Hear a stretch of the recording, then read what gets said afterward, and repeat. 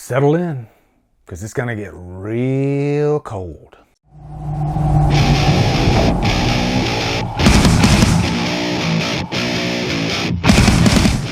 "30 Days of Night" stars Josh Hartnett, Melissa George, and is directed by David Slade. What's up, guys? Welcome to another classic horror review. Kind of classic. I mean, this movie came out like in the last 15 years, I think. But 30 Days of Night is one of those movies that I constantly hear in horror conversations, especially when you're talking about vampires.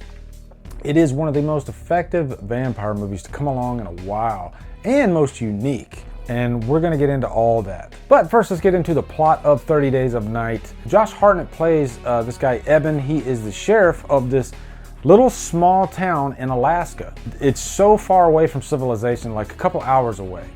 And every year they have 30 Days of Night, which makes for a fantastic premise for a horror film. And Melissa George plays Stella. She is his wife, soon to be ex-wife. They are in the middle of a separation. Their marriage is not working, and she is set to get on a plane and get the hell out of this Alaskan town.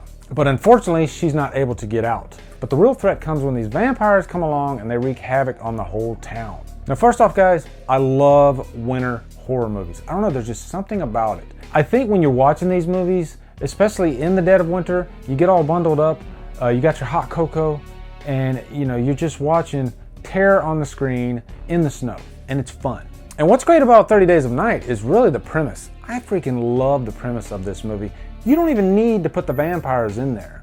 I always say the best horror movies are the ones that have different levels of horror.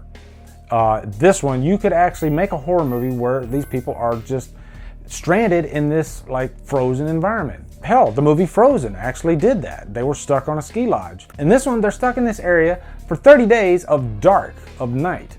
No sunlight. And to me, that's a hook.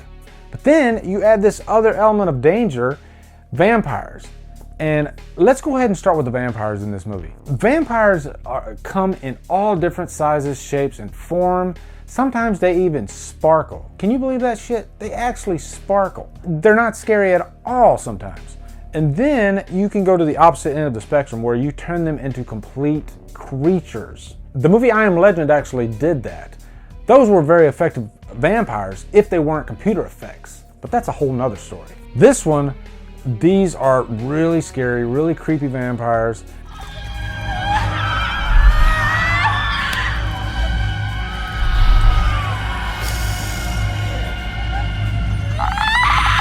They're real people, they're not computer effects, and they got these really nasty, sharp teeth. You know how most vampires have like two fangs? It's like all their teeth are fangs. And there's this like black shit coming out of their mouth. Just looking at them gives me the creeps. But the big thing is when they're coming at you, you know you are up shit creek without a paddle. They don't even ask questions. They don't waste time with talk. You know how some vampires, they try to get all like romantic and seductive. No, not these vampires. These vampires will kill you in a freaking heartbeat, if the cold doesn't. Another great element of this movie is the characters. This is something that you're gonna hear a lot in my reviews. If a movie has great characters, that's a hell of a good start. And Josh Hartnett in this movie might be one of the most likable leading men in a horror movie that I've ever seen. There's just this charisma to the guy. He's the town sheriff. He cares about everybody. He's very mature. He's really a leader. And you need a character like that to carry a movie like this, especially against a threat that is this deadly. And I like that whole struggle that he's having with his wife. You can tell he still loves his wife, but sometimes marriages, they just don't work.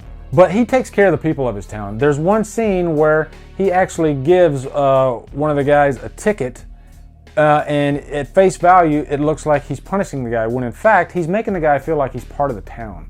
And I actually liked that. Now, we have to talk about one of the most underrated actors working today, Ben Foster. Ben Foster in this movie is excellent. I'll check on Gus. Check on Gus. Bar the windows. Try to hide. They're coming. This time they're gonna take me with them. Honor me. Yeah. For all that I have done. And I think if this wasn't a horror movie, then he probably would have gotten a lot more attention. That's the one thing about horror movies. I don't think they get the attention that they deserve sometimes. Sometimes they are really, really bad. But sometimes you do have acting that is just at such a high caliber that it should not go unnoticed. Ben Foster in this movie is so unique, fantastic. One of the most unique performances I've seen in a horror movie in a long time. Where are they? I don't talk to dead men. I don't talk to dead men! He's channeling a little bit of Jack Nicholson in this role, but he carries this really huge sense of dread. He's really a pawn for the vampires. They're using him as bait, really.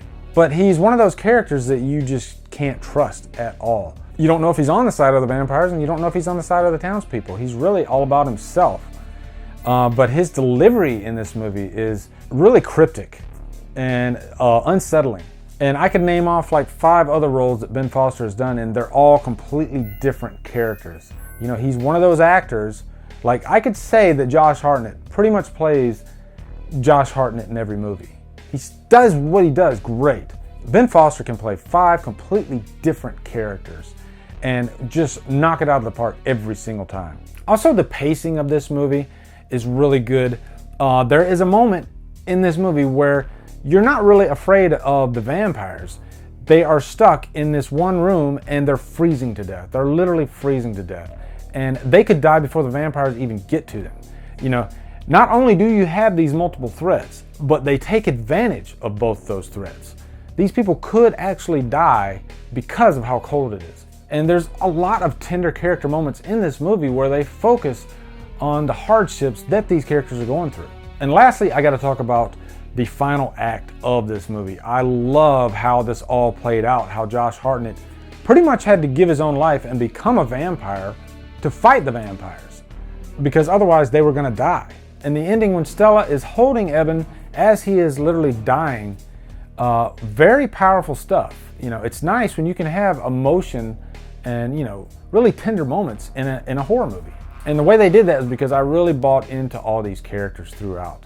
Guys, in the end, I am definitely going to give 30 Days of Night a freaking Trapped on an Island.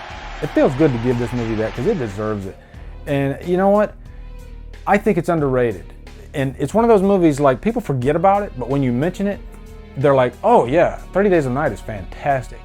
And by the way, the sequels, ignore them. I've seen part 2 of Mia Kirshner, who I'm a big fan of, but unfortunately the movie itself is pretty forgettable. So anyway guys, that is my review for 30 Days of Night. Post in the comments your thoughts on this movie, and go ahead and post in your comments your thoughts on the sequel too, because I don't think I'm going to review that one unless you really, really want me to. Also guys, be sure to come to the Drumdums store, pick you up a Killer Flicks t-shirt or a Drumdums t-shirt. Follow me at Facebook, Twitter, Instagram, Letterboxd, and now Stardust. As a matter of fact, I actually recorded a review for 30 Days of Night on Stardust this morning. I'll click on it right there so you can see it.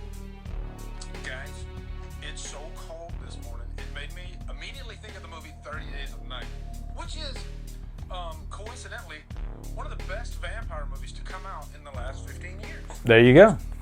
And you can do that too. Also guys, if you like what I'm doing, hit that subscribe button. I'd really appreciate it. Anyway guys, thank you so much for watching. Have a great day, and Drumdum out.